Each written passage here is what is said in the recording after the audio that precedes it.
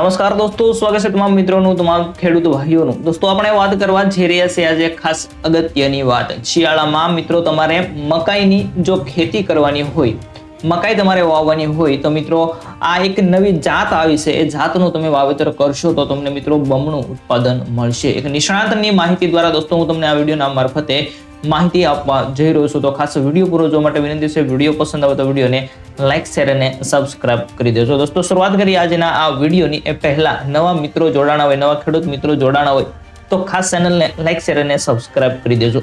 શરૂઆત કરીએ દોસ્તો આજના આ વિડીયોની। તો પ્રથમ દોસ્તો આપણે વાત કરીશું શિયાળામાં કરો મકાઈની આ જાતનું વાવેતર બમ્પર મિત્રો ઉત્પાદન થશે, એટલે કે બમણું ઉત્પાદન થશે। કઈ જાતનું વાવેતર મિત્રો કરવાનું છે, કેટલું વાવેતર, કેટલા વીઘાની અંદર વાવેતર કરવાનું છે, એ સંપૂર્ણ માહિતી આજના આ વિડીયોની અંદર દોસ્તો આપણે મેળવવાના છીએ। તો પ્રથમ વાત કરીશું દોસ્તો આપણે શિયાળામાં મકાઈની વાવણીની તૈયારી કરી રહેલા ખેડૂત મિત્રો માટે એક અગત્યના અને સારા સમાચાર સામે આવ્યા છે। કૃષિ તજજ્ઞોએ બમ્પર ઉપજ મેળવવા માટે એક ટિપ્સ એટલે કે ટ્રીક આપી છે। કૃષિ વિજ્ઞાન કેન્દ્રના વૈજ્ઞાનિકોના જણાવ્યા મુજબ શિયાળુ મકાઈની વાવણી 15 ઓક્ટોબરથી શરૂઆત થતી હોય છે અને નવેમ્બરના અંત સુધી કરવામાં આવે છે। મિત્રો નવેમ્બરના હવે માત્ર 5 દિવસ બાકી રહ્યા છે। તો જો તમારે કરવા માંગતા હોય આ મકાઈની ખેતી તો ખાસ કરીને કઈ જાતનું તમારે વધારે પ્રમાણમાં વાવેતર કરવું જોઈએ જેથી તમને સારું ઉત્પાદન મળે। તેથી ખેડૂતો પાસે હજુ એક સપ્તાહ એટલે કે મિત્રો એક અઠવાડિયા જેટલો સમય બાકી છે। અઠવાડિયાની અંદર થોડો બાકી હોય એટલું સમય મિત્રો બાકી રહ્યો છે। વાત કરીએ આપણે આજે આ મકાઈની। તજજ્ઞોએ મિત્રો ખેડૂતોની મકાઈની વાવણી, કાપણી અને જીવાત વ્યવસ્થાપન અંગે પણ સલાહ આપી છે કે મિત્રો વાવણી ક્યારે થશે, ત્યાર પછી તેની કાપણી અને જીવાત કેવી આવશે તેવી પણ માહિતી આજના આ વિડીયોની અંદર મળવાની છે। કૃષિ વિજ્ઞાન કેન્દ્રના વૈજ્ઞાનિક નામ છે રામ ઈશ્વર પ્રસાદ। તેમને જણાવ્યું કે મકાઈ સીતામઠીના મુખ્ય પાકોનો એક ભાગ છે। તેનો ઉપયોગ પ્રાણીઓના ખોરાક માટે, માનવોના ખોરાક માટે, અનાજ અને ટ્રસ્ટોના રૂમમાં થાય છે।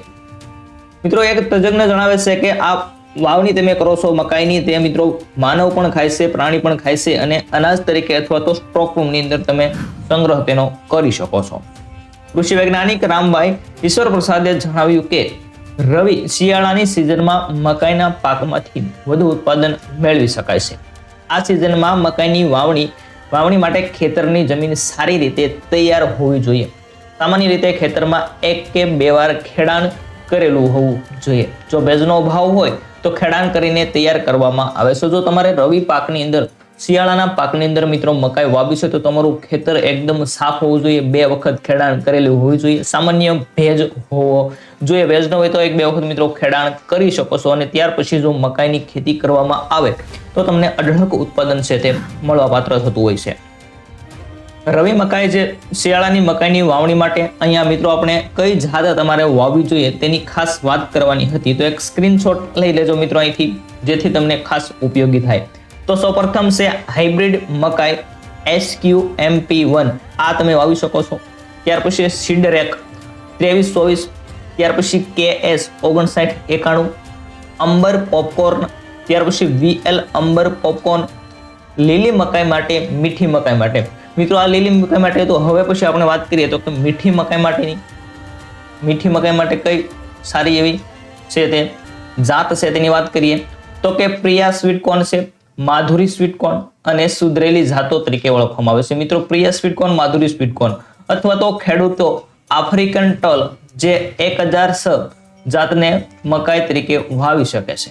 જો સમયે ઠંડા વિસ્તારોમાં મકાઈની વાવણી માટે GK 3150 હાઇબ્રિડ અને શાલીમાર મકાઈ હાઇબ્રિડ 4ના બીજનો પણ ઉપયોગ કરી શકાય છે। દોસ્તો અહીંયા અલગ અલગ છે। જો મીઠી છે, લીલી તમે મિત્રો ખાસ કરીને ઘાસ સારા માટે કરતા હોય તો અહીંયાથી અલગ અલગ છે, અલગ અલગ તમને જે જાતો આપવામાં આવેલ છે તે તમે વાવી શકો છો। અથવા મીઠીની અંદર વાત કરીએ તો પ્રિયા સ્વીટકોર્ન, માધુરી સ્વીટકોર્ન છે, ત્યાર પછી સુધારેલી જાતો છે અને જો ખેડૂતો મિત્રો આફ્રિકન ટોલ જે 1006 ની પણ વાવી શકે છે અને ઠંડા વિસ્તારોમાં મકાઈની વાવણી કરવા માંગતા હોય, કોઈ એવો ઠંડો ભેજવાળો વિસ્તાર હોય તો GK 3150 હાઇબ્રિડ અને શાલીમાર મકાઈ હાઇબ્રિડ 4ને પણ તેનો ઉપયોગ તમે કરી શકો છો।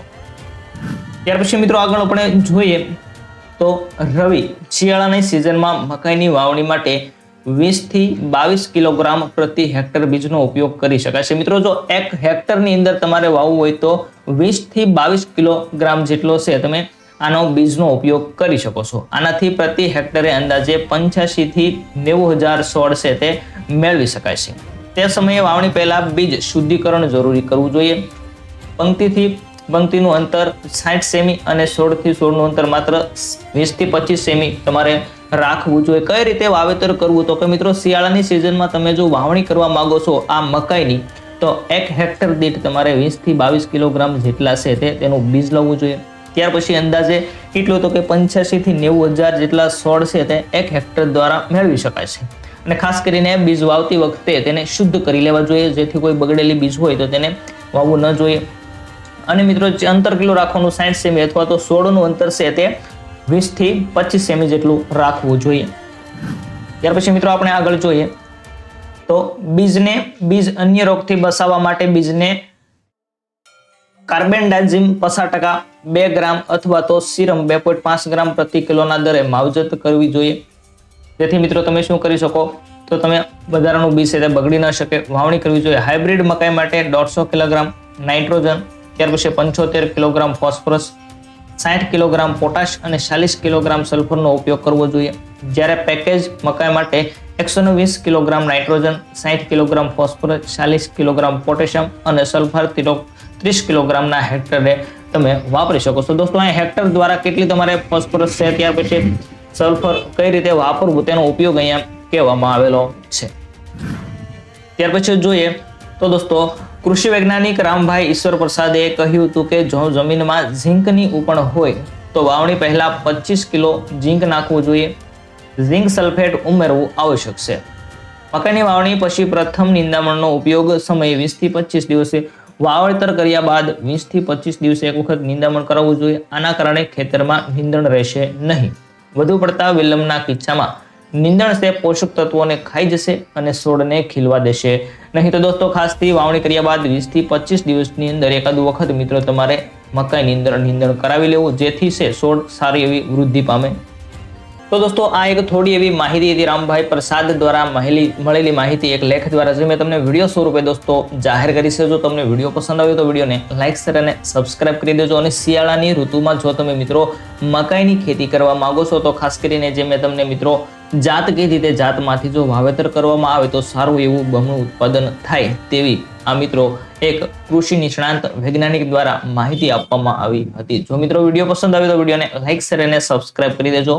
આવા જ વિડીયો તમને સમયસર આ ચેનલ પરથી મળતા રહેશે. તો ખાસ નવા મિત્રો જોડાના હોય તો સબસ્ક્રાઇબ કરીને અમારી ચેનલ સાથે જોડાઈ જજો. ફરી મળીશું દોસ્તો નવા વિડીયો સાથે, કંઈક નવા આવા ઉપયોગી માહિતી સાથે. ત્યાં સુધી તમામ દોસ્તોને થેન્ક્સ. જય હિન્દ.